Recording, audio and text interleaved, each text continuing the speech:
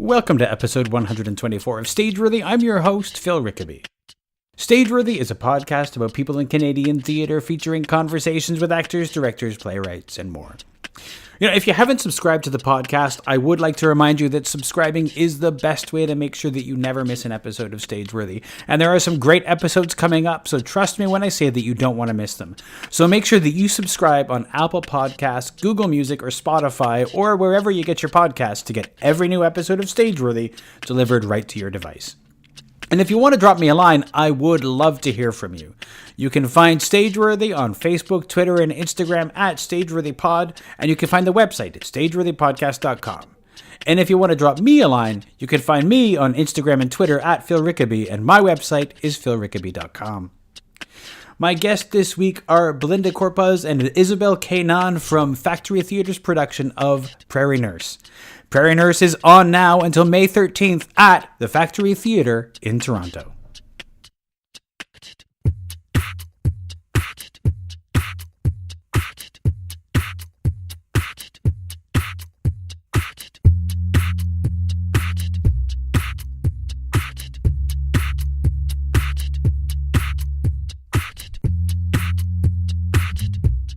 Let's start by, so we have Isabel and Belinda. You just say hello so that everybody can hear your name. Hi, I am Belinda. Hi, I'm Isabel. I call myself Izzy. Yeah, okay. That's why. I'm only calling you Isabel because that's how, in all of my email correspondence, right. I'm going to be sitting down with Isabel and Belinda. Oh, yeah. Sometimes I forget who I am, so it's okay. Great. So, who wants to tell me about what Prairie Nurse is about? Go. Prairie Nurse is about two nurses. It's set in the late 60s, and it's about these two Filipino nurses who immigrate from the Philippines, from separate cities in the Philippines. All the way to Saskatchewan. All the way to Saskatchewan, Arborfield, Saskatchewan, to work and provide for their families. Okay. And then just all hilarity and confusion. Yeah, it's a comedy of errors. Yes. And so... Oh, you can only imagine what happens. Where does the, is it fish out of water? Is it, where does the comedy come from? The comedy comes from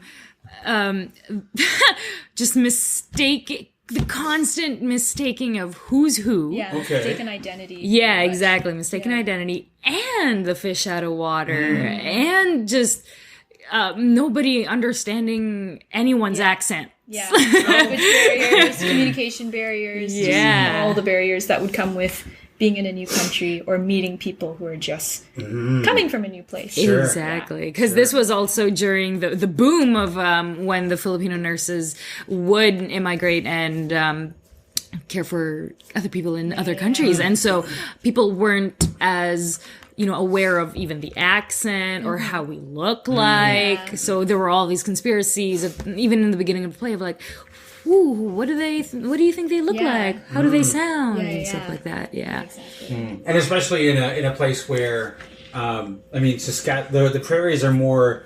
Their immigration was more Ukrainian focused, so that would be a very new thing for everybody. Exactly. Yeah. So. In terms of, one of the things that I love to talk about on the podcast is about theater and why people started to do it and their origin stories. If we think about actors as superheroes, what's your theater origin story? So what is it about theater? Why did this call to you? Why did you decide to do this? Cool. Okay. You're each going to get a chance to tell your story. Okay. Well, I started actually in the Philippines. I was actually a dancer first. And then the studio where I would have, the performing arts studio that I was at, would have a musical theater program as well. And so right before or after one of my hip hop classes, I was watching the musical theater program. And I'm like, this is interesting. But I was just like, all right, cool, just seeing it out, whatever. And then it was, there was this moment in school where it was just a play and then everyone had to audition. So I was like, all right, cool, whatever. But it and I didn't know this at the time, but it was Commedia dell'arte, and they didn't know who it was. And I fell in love with it because it was so easy for me to do, to drop into someone else's life almost and be someone else, because I would do it at home constantly. I have 3 brothers, and so it's just like, it was all, yeah. And then my mom was like a big personality. My dad was a big personality. And not only that, everyone was like running around, and this was in the Philippines too. So we had helpers as well. We had nannies and stuff. So it was always a big house. And so I was always surrounded by so many big personalities. And for some reason, I would copy them because other people would laugh when I do that. And then, so when that happened in school, even my teacher started talking to me like, ooh, would you want to do this and stuff? And I'm like, I don't know, maybe, I don't know. And then but I was like, yeah, for sure. And I got the part, and that was my first part. And then ever since then, I just started doing like theater here and there. And then when I moved to Canada, I actually stopped all that because in my head, that's insane. How am I going to do acting here? Because first of all, it was culture shock like crazy. Second, this is North America. To me, this is where Hollywood was, even though I know Hollywood is in the States, but still, like, to me in the Philippines, you know? So I was just like, I'm not going to do this here. So when I got here, I went into math at York. And then I kept switching majors until finally, I think it was maybe 4 years after I got here already, so I kept switching, and then I met someone from the acting program at Seneca at York, and he was telling me about it, and I was like, yeah, I used to do that. That was fun. And then I was like, well, what's stopping me now? Because I've come into my own here in Canada. I've worked on my accent because I had a really heavy Filipino accent when I first got here. I worked on just the lifestyle. And so I thought, you know what? Let's do one more switch.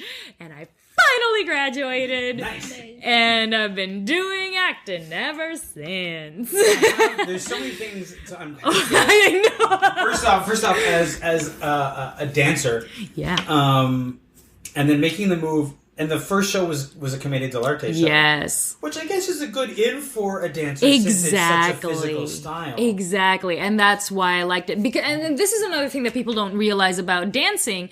But dancing, you have a persona on stage as well. And so it wasn't that difficult of a leap. Yeah. Well, what's interesting is that I've met dancers who they get very uncomfortable if they have to use their voice. So that can be a thing that often happens. Obviously, you didn't have that problem because you had like so many big personalities around you. Exactly, yeah. I had to be loud to be heard. How old were you when you came to Canada? I was 16. 16. Mm-hmm. And then you stopped acting.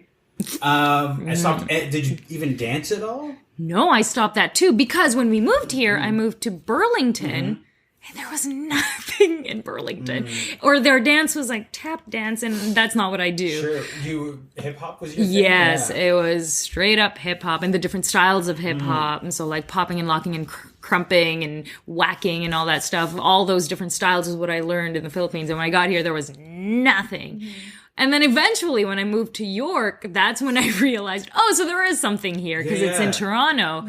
But by then, I had lost the discipline of like copying a dance move and getting it like right there. Yeah. I still have it a little bit, but it's not up there at all. That's a muscle that if you don't do that for ages, you just can't do it anymore. Exactly. So what was it like finding that again and going into that at Sheridan? Seneca. At Seneca, sorry. I knew it started with an S. At Seneca. I felt so at home. Like, I can't even imagine. Like, everything just made sense, Like, all the pieces just fell into place. I felt like, this is what I was meant to do. At that moment, of just like being in different classes of voice and movement and and I was like, yes. Well, what's interesting is I mean, you in going through all these courses and like changing all the time, you were sort of like telling yourself what I think you probably already knew is that none of those things were really for you. Exactly, and that's why when anyway it's such a because I probably wouldn't have thought about it again if I haven't met these people from Seneca from that program. No. So it was all just. Well, what program were you in at the time that you met them? I was doing a double major in philosophy and religious studies. Okay. At York. What did you think you were going to do? I teach for sure. Okay. Because there was nothing else I could do. Interesting. Well, I'm so glad that you found it because I just have this suspicion that you just would not have quite been happy otherwise. Yeah. And like I love teaching too, which is great because now I teach at the Second City, like intro to improv and stuff. And so I still would have done I'm doing what I would have done anyway, but just a different subject. Nice. Yeah. Belinda, what is your acting theater origin story? So it's funny. I think because for a long time I only identified myself as a musician because I had been doing music for as long as I had been performing. So like when I was young, I used to make up songs just like by the window or something like that. And my mom was like, okay, she has a great voice, I guess. Like we might as well just put her in piano lessons and voice lessons and see where that goes. And then there was a production of The Wizard of Oz in my elementary school. I was in the 4th grade. And I was like, I don't know what it was, but just something like a gut instinct was like, okay, I'm just going to sign up for the audition. And this is someone who was like, despite doing all this, I had stage fright. I was very, very shy as a child, like still am shy, like just very awkward and was like, but for some reason when the sign-up sheet came to my desk, I was like, yeah, I'm going to do it. I'm just going to do it. It was like a total risk. I just signed it. And then I went into the audition and they're like, oh, what role do you want? I'm like, I just want to be like a maid or like a munchkin, something like that. Like, I'm a small person. It would fit. And then I sang. And then they're like, oh, you know what? Like, let's put you as Dorothy. And I was like, okay, like, all right. And at that point, I didn't really know what Wizard of Oz was. So I didn't really realize that it was the main role. I was just like, oh, Dorothy, like, that's a cool name. And then my mom was like, oh, you should watch the movie. And then I watched it and I was like, oh God, what did I get myself into? And so there was that like panic. But, just being on stage, it felt very natural. Because again, you're taking on these different people and and you're breathing life into them. And you're just, it felt good to just be in my body, but leave my body enough to be in another person's reality. So that was really cool to discover. And then I'd just been performing because my elementary school, even though, it was like low income, Scarborough, we had amazing teachers who would bring in like musical theater and who came from theater backgrounds and wanted to teach that to the younger generation. That they were teaching. And then I went into art school here in Toronto. I went to Cardinal Carter Academy for the Arts. Shout out. But not for theater. I went in for vocal music. Okay. But I still did theater throughout high school through like youth theaters like Randolph and like Toronto Youth Theatre and stuff like that at Lower Ossington Theatre with a lot of my friends. So when it came to university, there was the choice of, okay, do I go to theater school or do I go to music school? So I chose music school because at the time I was very interested in creating music, creating ensembles, collaborating in that aspect.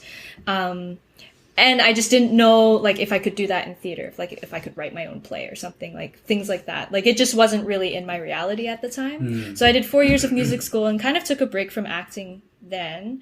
I did a few things with a theater company we both met at, actually, called Carlos Bulosan Theatre. I did some fringe shows and independent productions with them throughout that time. And then after I graduated from my music program, which was still a performance program, I was like, you know what? I still want to act. There's still that same gut feeling that I felt when I was in the 4th grade, wanting to sign up for this musical. And I was like, you know what? I miss it. Let's just go into a class. So I did a lot of studio work in Toronto with my current teacher, Cindy Tanis, and And then, yeah, just I realized I could create in theater. I could create, my own work if I wanted to. And it was nice to have both sides, like creating musically and then creating theatrically, and then also like being another character. Because even when you're performing as a musician, you still have that persona as well. You are yourself, but not entirely. So, yeah. That's the short version of it. Well, it's interesting. It's interesting that you were like, I don't know if I can create my own thing, which is a thing that is not talked about, especially like it wasn't talked about at all when I was in theater school. Yeah, it was for like, sure. No. When I was in theater school, they were like, if you're not doing well, I guess you could do a solo play or Fringe or something. The idea that was a gateway to a career was not something anybody discussed. Yeah, absolutely. Now it's like, can I do this? The answer is if you want to. Yeah, exactly. It's part of it. Yeah. I'm interested about you, like, being a shy kid. Yes. You're still shy. Like, when you realized that you were going to be the lead in The Wizard of Oz, and you're somebody who was shy, like, how did you react to that? And was that frightening for you? It was funny because... at first it was like, you get that bolt of like fear, but then after that you're like, you know what, I can do this. Like there was just that other side of it being like, no, I can do this. Like, I want to do this. And I think it's just the wanting to do it overcame any shyness that was also there. Like there's that weird duality of like, and for a long time, even like performing musically, I had a lot of stage fright where I'd like cry after singing a song. And my mom would be like, oh my God, what are we doing to her? Like, why are we doing this to her? But then every time I'd be like, no, I still want to do it. Like there was always that other part of me that pushed me.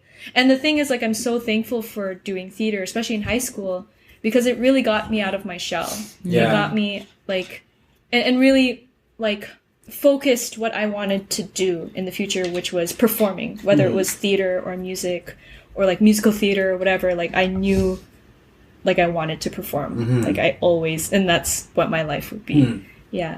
Well, I mean, the thing that's interesting for me, like shy is not necessarily introverted. Yeah, exactly. Do you feel like you're more of an introvert or an extrovert? It depends on the situation. I feel like it's both. Like it's like, I don't know, like what would you think? I don't know. Like, what would I think you are? Yeah, I don't know. We've known each other for a long time. That's why I was like, but like I sometimes feel like, it depends. Like I think now I'm more extroverted, but definitely the introvert is still there. But which is good because I feel like the introvert is now focused into like, okay, now it's just time to work, or now it's time to do this, and it's like focus. An extrovert is more like, okay, now we're going to put energy into that focus, and Do you find that like in a crowd you are like walking around and like saying hello to people, or do you? Not instinctually. No, I would say that. But I think like, again, it depends on the situation. I think now I'm more like forthcoming. But even a year ago, I'd probably be like, I don't know. Like, It's interesting because the number of people that I've spoken to who identify as introverts and who are in theater, and the public's perception of people who are actors and in theater is that everybody's an extrovert. Because you got to be an extrovert to get up on that stage, which is not necessarily the truth. You get up on that stage and you are what you need to be, and off stage. Exactly. Yeah. How about you, Izzy? Would you say that because you're striking me as more of an extrovert? This situation doesn't necessarily mean anything. Okay, here's my version of things.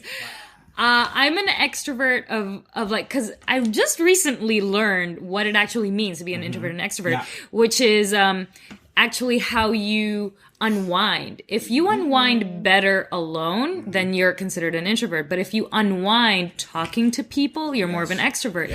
I unwind talking to people because I grew up with a big family. And so I just love being surrounded by people. But here's the thing. When I'm surrounded by people that I don't know, I will not go up to them. So in a party, in a room full of people that I don't know, I will just stick to my friends. Unless someone introduces me to someone else. But I will not introduce myself to someone. I can't do that.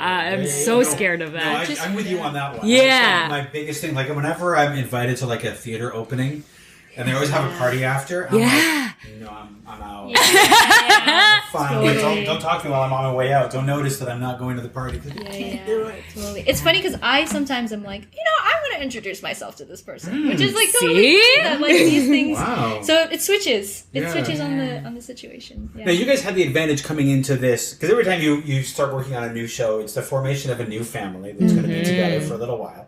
And you guys had the advantage that you knew each other coming in. Oh, yeah. And yet you're walking into a room full of people that you don't necessarily know. So what was that like on like the first day of rehearsal?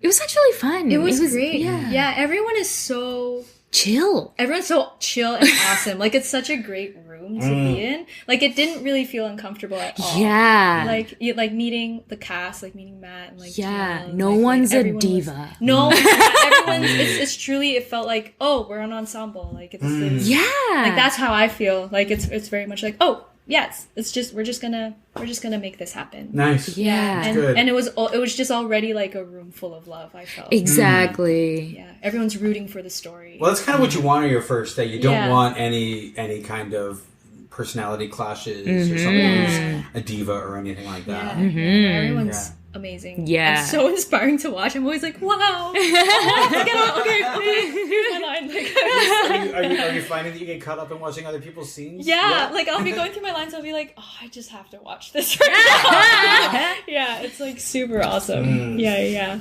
It's a great position to be in, actually, Yeah. to really enjoy watching the thing. Yeah. So, I mean, were you guys involved with this before it came to Factory, or is this like you auditioned? This is your first time involved with the show. Yeah, auditioned first time. Same. It was cool that you guys got to you guys know each other and you get to be in it together. Yeah. Oh yeah, you know what's funny? In the audition, because we were called in to play both parts at first, right? Yeah. So and then I went up to Belinda and I was like, I thought of you when when I was reading it, and I was like, oh, I thought Penny. for me, because we were natural. like, because we've already worked together, and I was like, this would be perfect, and then we read together, and then we went out, and I was like, that felt natural and just amazing. In our callback, I only read with you. I didn't read with anyone else, and I only read with Matt, who ended up being Lilf. So it was interesting. And it's funny because I didn't audition, because there are two rounds. But the first round, I didn't know, because I had to go to Winnipeg, so I didn't know anyone else who was auditioning.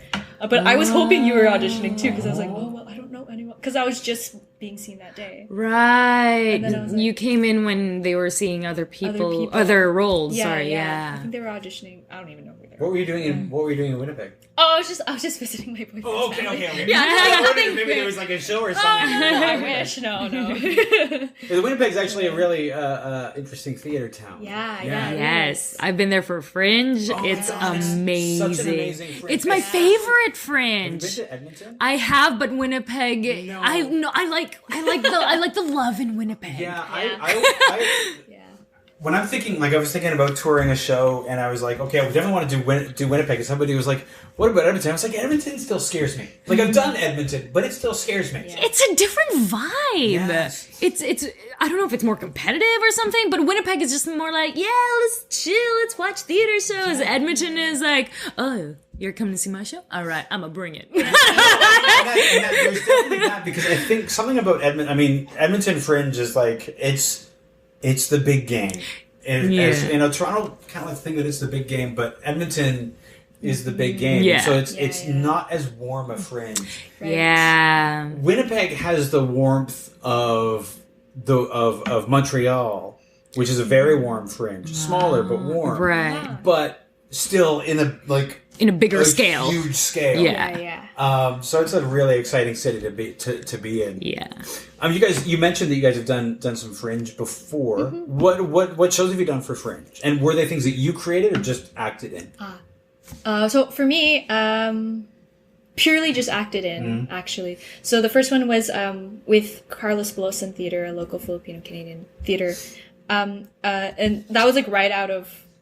Was it? Yeah. Out of high school, going into university, and I did Shotgun Wedding, which was written by Len Cervantes. He's a spoken word artist and now works in various places. I don't really know where he works. He worked at CBC for a while. And then I did that. That was like a 90s musical.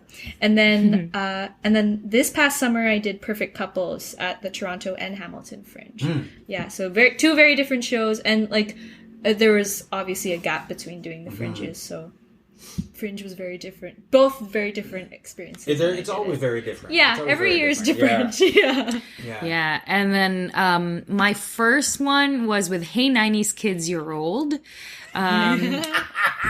Yeah. Sorry, I love Fringe titles. Do you see why it worked really well in Winnipeg? Right? And so we did that in Toronto, but then we like toured it around. We even went to like the Frigid Festival in New York for that one. We went to Chicago Fringe, Winnipeg, Edmonton, and yeah, we just like toured it around. And then I did Women in Toronto Fringe. That was so fun. Comedy. It's like Little Women meets HBO's Girls. Okay. So hilarious. Yeah, I saw that. This is sounding very familiar to me. I don't know if I saw it, but You should have. Obviously, I should have. And just last summer, I did Nourishment. And this was it's very like feminism piece.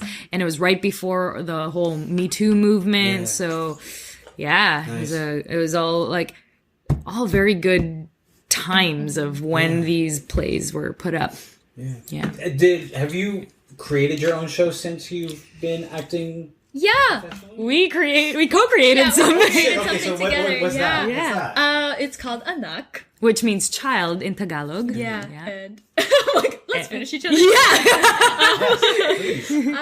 What was it about? Oh yeah. Well, it was with Carlos Bulosan Theatre. Yes. And it was about basically it's a family divided into and we played mother and daughter. Yeah, she played my mom. Oh wow! Okay. Which is Yeah.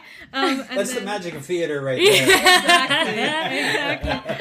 And then and so these two sisters, it's just about like sister rivalry, and then like the younger generations in the family they have their own secrets that they're keeping from their parents, and so it's just yeah. It's clash of the generations, Exactly. and it's clash of what's this called? Immigrant story versus first generation story. And then story of resentments and secrets. It's like a good family dynamic, family drama type of situation. Yeah. Interesting. Because you mentioned that you grew up in Scarborough, and you grew up in the Philippines. Yeah. Did that sort of help inform this play as you were creating it? Like your different experiences? Absolutely. Yeah. Yeah.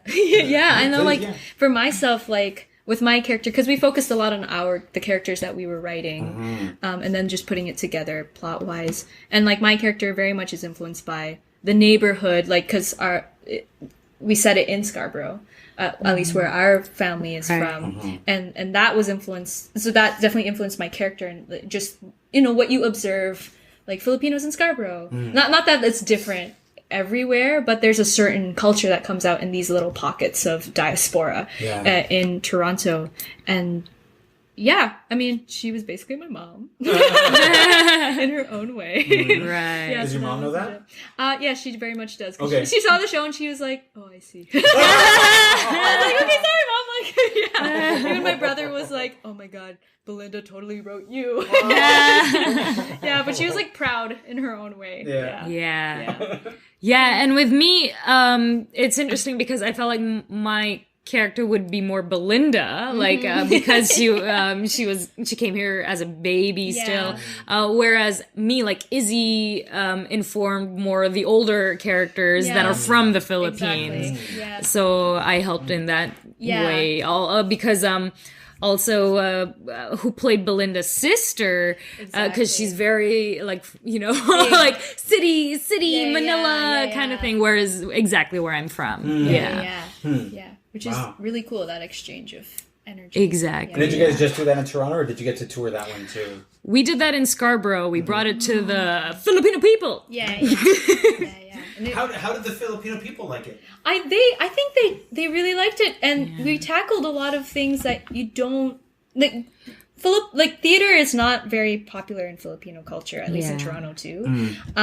So just like even bringing theater itself to the community, that was already like a big deal. And then they loved it, I think. Yeah, they kept coming up to us after and being like, oh, you remind me of my mom, or you remind me of my sister and stuff like that. And we were just like, good. Yeah, there were times where we'd be backstage and we would see like one of the uncles be like to his wife be like, oh, that's you. Yeah. Or then like a little bit later in the play, oh, that's you. Like things like that. So that was really cool. Oh, and the uncles in the audience that would cry, but then they'd like pretend to just like wipe their glasses or something. Yeah, they're like, oh, it's dirty. It's I don't know why. Just So that was so fun to watch. Yeah, and we were watching them as much as they were watching us. And we tackled a lot of like issues that you wouldn't necessarily talk about, like homosexuality and like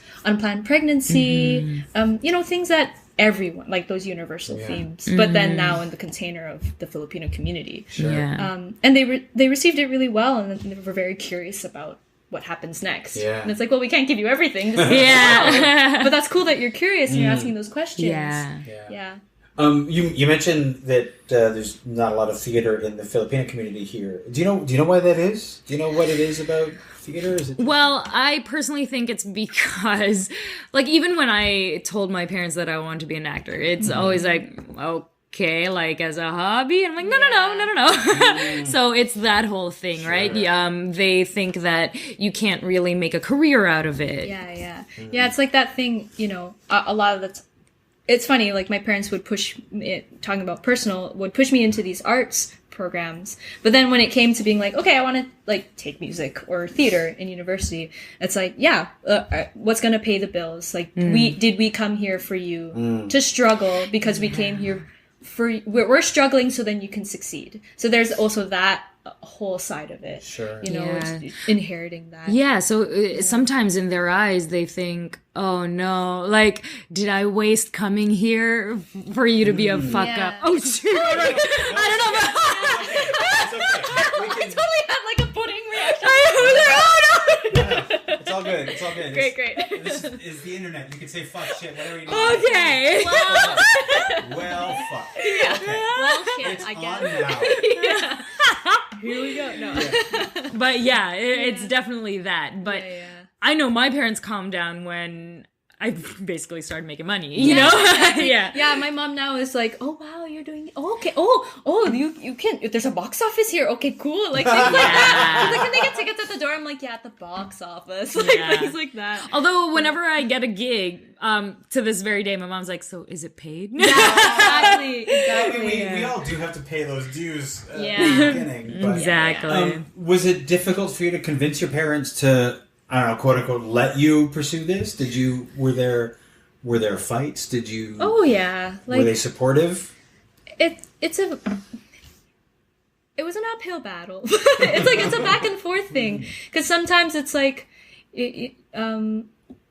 like I would think about, I just had a phone call with my mom like a few weeks ago, or like the other day, not a few weeks ago, the other day. I'm like, what's time? And she was just like, well, you're not getting any younger, like like, you got to check off the boxes, certain things like that. Like if you have kids, you get married. And it's like, but this is what I chose, and I'm gonna be passionate about it and try to succeed as much as possible. I'm not gonna give up. And I think when they see that, like just see the tenacity and the passion that you have for what you're doing, they're like, okay, like I will have my concerns, but as long as you know where you're going, that's fine. Like I did this panel last year at a high school, and it was about careers, and so they had like the artists, like auto shop, nursing, teaching, and even in the like broader community, you hear artists and they're like, what are they doing? Like weekend warriors? Like do they like sing? Like what do they do? And I was just talking about like take those arts programs in high school, see where it goes, open a line of communication with your parents. I think that's the biggest thing for young Filipinos now. It's like I'm going off on a tangent, but for young Filipinos who are interested in the arts but don't think they can succeed, just try it. There's a reason why you want to do it. And then as long as your action speaks louder than words. If you're showing your parents like, yeah, I'm gonna go for these auditions, yeah, I'm gonna create this work because now it's possible. Yeah. We're in this like beautiful time where, you know, creating your own work is being embraced. Yeah. If you show them that, you know, you can get gigs. That's the one thing. When I did music school, I would look at all these people studying like in the libraries and I'm like, oh, I'm just going off to my gig because that's my discipline. I'm getting paid, so goodbye. I don't have to read the books. And then I'm going to go home and cry because I do have to study for my exam. But, you know, it's just like things like that. You can make money. Yeah, and it's just like any other thing, any other job really that you get into, there are different paths. There are different ways of whatever, you know, like it's let's say you do math, you can do accounting, you can do financing, you can do consulting, all these different avenues. And when people think of acting, they just think of like Hollywood films, blah blah blah. Absolutely. That is not the case at all. No. Exactly. But I mean, that's often our gateway into it is seeing, because we know what we see. And so a lot of people, they see actor and they only think of, oh, the famous, the glitzy, the what? Yeah. Exactly. All this stuff. And they don't see, you know, a lot of people don't even go to the theater. So they don't know what that life is. Yeah, Exactly. Yeah. And that's the thing, like, I feel like in the Filipino community specifically, there's still that like stigma that theater is inaccessible. Like it's like, oh, the tickets are too expensive or it's too far. I don't even think that just exists in the Filipino community. No, That not is- at all. It's that is something everywhere. that we all Exactly. combat, because what people think of is, wait, how much are tickets to Hamilton cost? Yeah, exactly. Right. I have to drive to New York. What? $900? What? Yeah, You know, yeah. people are thinking Exactly. that. They're not thinking about the more affordable theaters and Exactly. things like that. That there's Yeah. a lot of interesting work going on there. Yeah. And honestly, I like independent theater because that Oh, work yeah. that I seek is being created in independent theater. Oh, absolutely. Yeah. Absolutely. Yeah. There's so much interesting stuff going on in the indie theater. Yes. Yeah. You know? Yes. And I mean, a lot of the indie stuff finds its way up to the mainstream. If you look at somebody like Exactly. Kat Sandler, for example, Yeah. who started at indie and Right. now, Absolutely.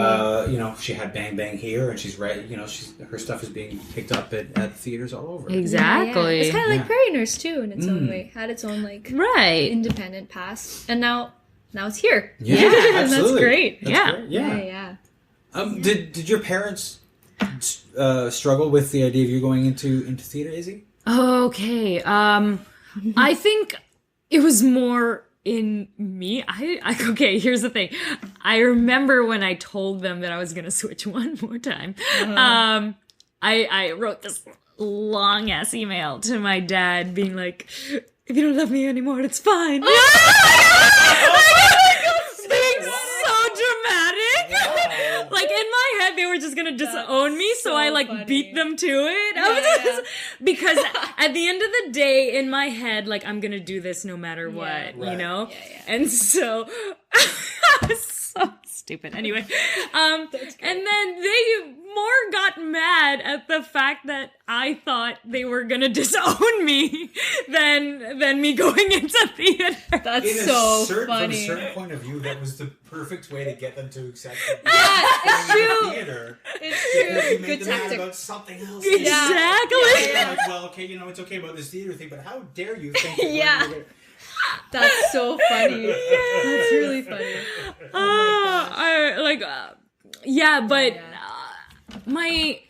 I remember it was still like such a struggle of like, what are you gonna do? What are you gonna do? What are you gonna do? Even if I was already in the program and doing everything, they're like, well, what are you gonna do after? What are you gonna do?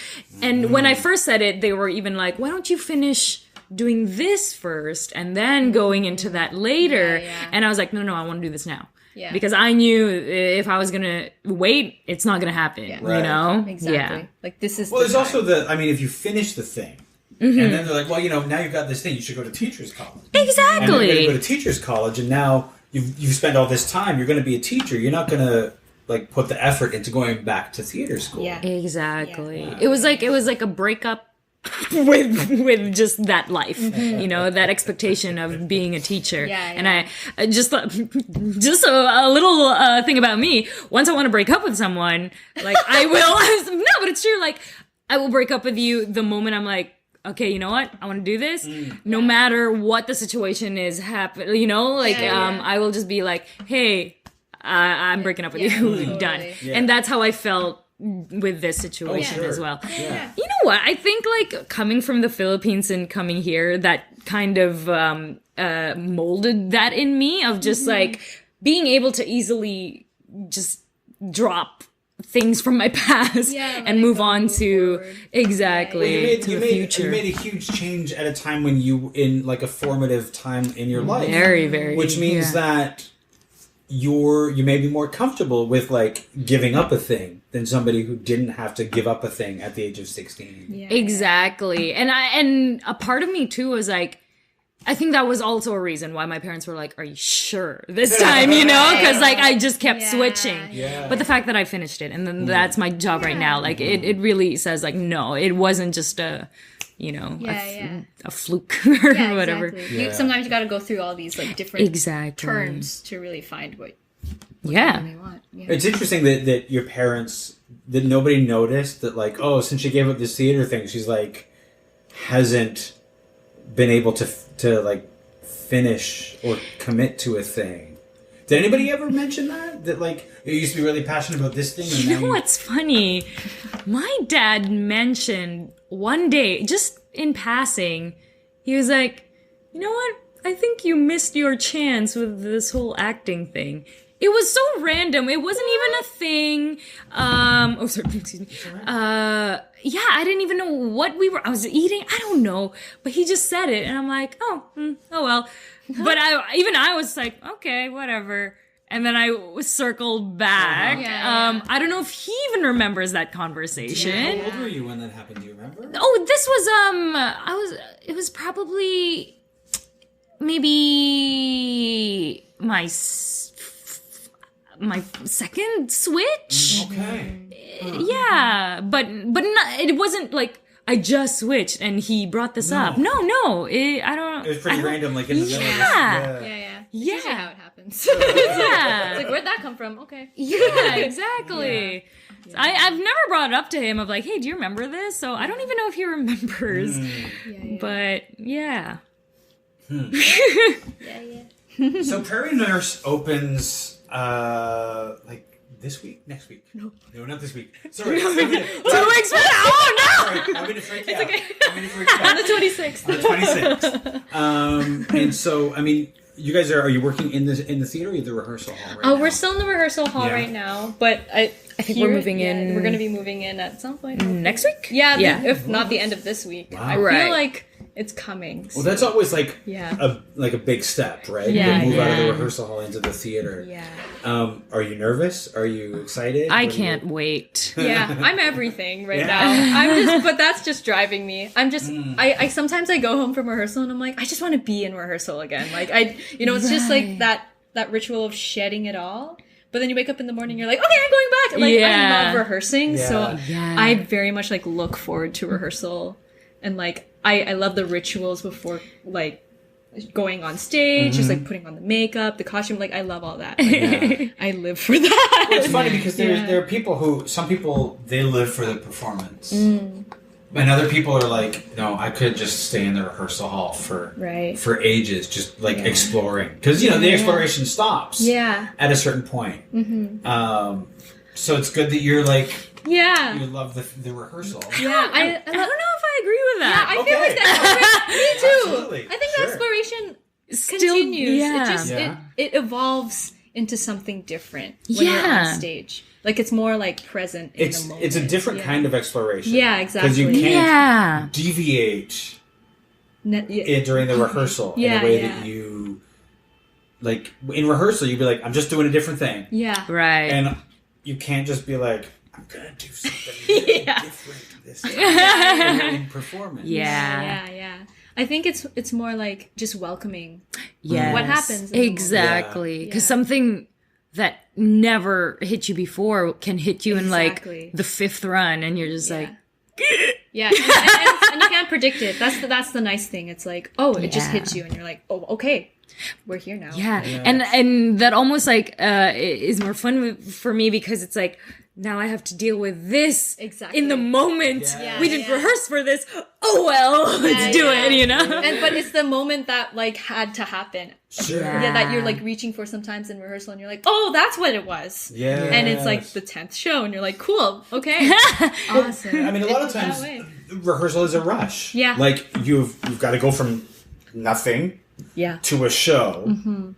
Sometimes in 2 weeks. Yeah. Yeah. Which is like our situation. yeah. And so you've got to get, and sometimes you're right. Some of the exploration happens after the show opens. Yeah. But I love that. Yeah. Because it keeps it interesting. It doesn't become a routine. Yeah. And that's what makes the like rituals of everything that comes before worth it. Is like what happens on stage after.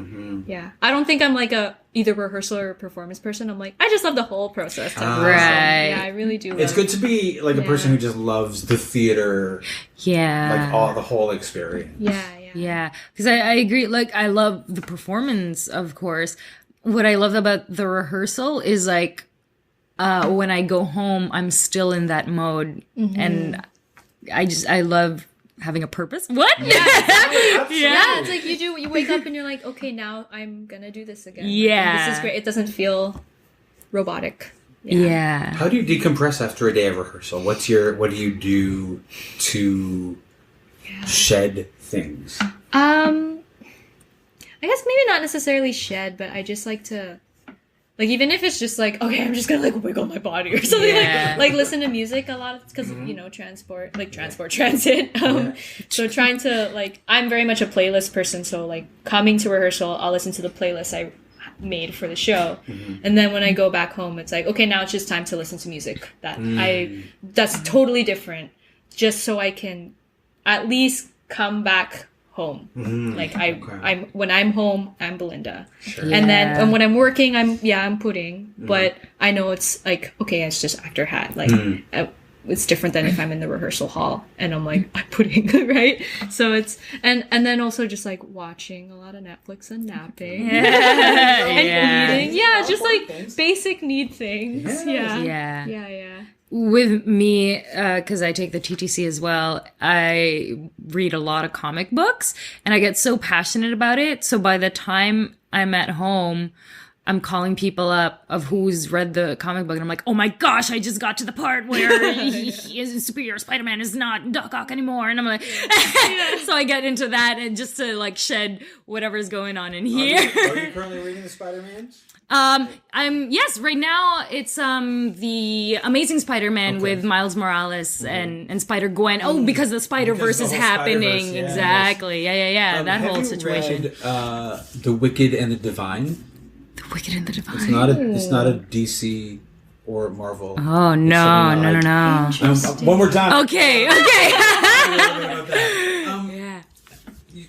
I'm interested in your playlist. How long do you usually create a playlist for a character? Yes, I do. Yeah, even if it's just for reading. Like, I'll be like, this is for Mary. Like, things like that, How long does it take you to create your playlist? Or how long did it take you to create your playlist for this show? For this show was pretty, and they change. Like, even now it changes. Like, sometimes I'll take out songs or sometimes I'll be lazy and I'll just add a whole album and then, like, start, like taking things out from there. So for this one, it was kind of easy because there's the era. Oh, sure. So I was very much like, okay, late 60s, then past, of course, because, someone's not just born in the 60s, 23. So it's like, of course, they have their influences before that. So it's like Beatles, a lot of like, Belinda Corrales, who is a Filipina singer, very popular at that time. Nora Honor, like a lot of like another Filipina singer at that time who was popular. A lot of things from that era. So that's what I was using. And there's a lot of she and him actually too. Okay. Because there's also, I have to get into it as well as Belinda. Sure. And I do love that. Like, I'm an old soul. Like, I love that type of music. But again, I didn't necessarily grow up with that music. I found it, but like later on in my life. But so like She and Him, things like bands that maybe have that aesthetic, so I try to build from there. But then sometimes I have songs that are not from that era, and it's more just like the mindset or the state of being of the character and like how to get into certain situations where it's like, okay, I have to be super romantic with Wilf. What's the most romantic song I know? And like and that will trigger certain things in my body to do that. Like I don't know, I guess it's the musician in me, like I get very I need to access it through that time or that way. I think that music is an interesting thing that can put us in a time and place faster than words. Oh, absolutely. Yeah. Like if I listen to a song that I listened to the first time when I was like 16 years old, I'll be like, in a second, I'm like in that spot when that song first hit for me or whatever. And it can transport you to different places in a way that just words on their own can't. Yeah. It like opens up the senses into like just whether it's an actual memory or like a made memory for the character, like it opens it like the senses up. Yeah, I love doing that. Izzy, do you do anything with music before rehearsal, or are you just no, not with music? For me, I'm a big stretcher, physical, because I came from a dancing background, so I just like stretch it all out, be as neutral as I can be, and then once the character. I embody that character. Yeah. So it starts with their walk and then, and just like their little habits. So I'm doing it right now. It's like just these things. And then, and then the voice comes and all that stuff. Yeah. Totally. It's very like physical for me. Then my access is through the music and then that. Yeah. Because it's, I don't know. One of the fascinating things is that for me is over, I've been doing this podcast for like 2 years, and there is no one way. Yeah. Oh, and of you course have not. to be accepting of everybody else's process. Oh, absolutely. And I've worked with people who are like, no, this is how it works. And I'm like, no, you can't. It doesn't work for me. Yeah. And it's like, I think that you guys are like embodying two different ways of working, but you're working together in a really, really interesting way. Yeah. Oh my gosh.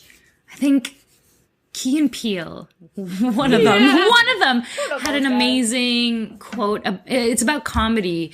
It's something about how comedians, they have to learn how to play an instrument that only they know how to play. And I think it's the same for acting. Sure, absolutely. Yeah, it's like, this is my instrument. And that's why... Oh man, I remember in school, the teachers would say, never direct another actor. And we had like one classmate that would, and I'd always be like, what are you doing? Yeah. This is not, no, don't, Exactly. what? Yeah. Don't mess with my process. Exactly. There is actually nothing worse than like somebody who is your like acting with you who'd be like, why don't you try? Whoa, I Yes. know. Yeah. It's like, let me ask first if I want. If I trust you, I may ask, but don't offer. Yeah.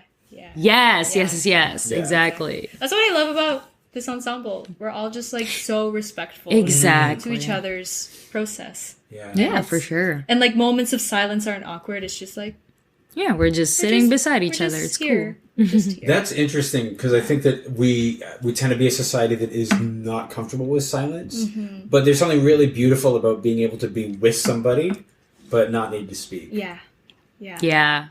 And that's how you know this cast is awesome. Yeah. So like even like in lunch, it's like we won't say anything, but it's just like, oh, we're just eating together. Yeah. Like, oh, And it's so such a nice. good- It feels nice. I know it feels nice. Like I look forward to seeing everyone every day. Like it's nice. Like I'm even like I think ahead. I have a tendency to think ahead a lot. I'm like, what am I gonna do after Gananakwe? Like, I will be seeing people, or even like after this run, and then having those like few months break, being like, okay, How long is the break between this and again?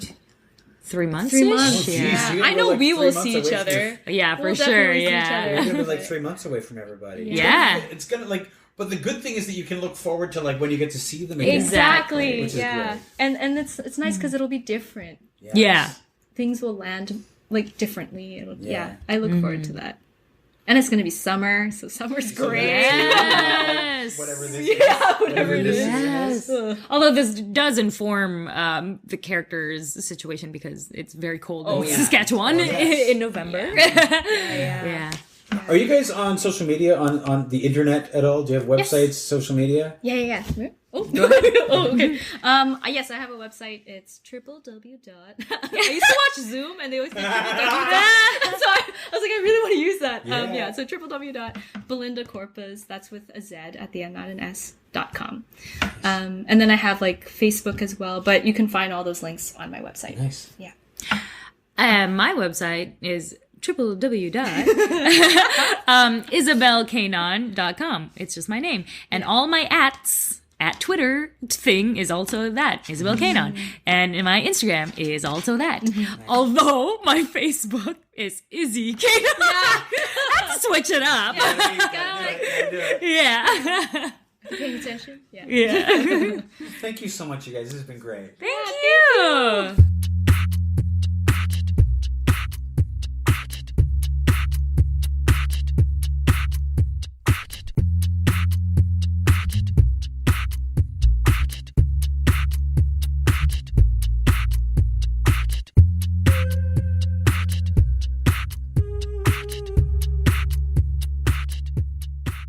This has been a Homebody Productions production.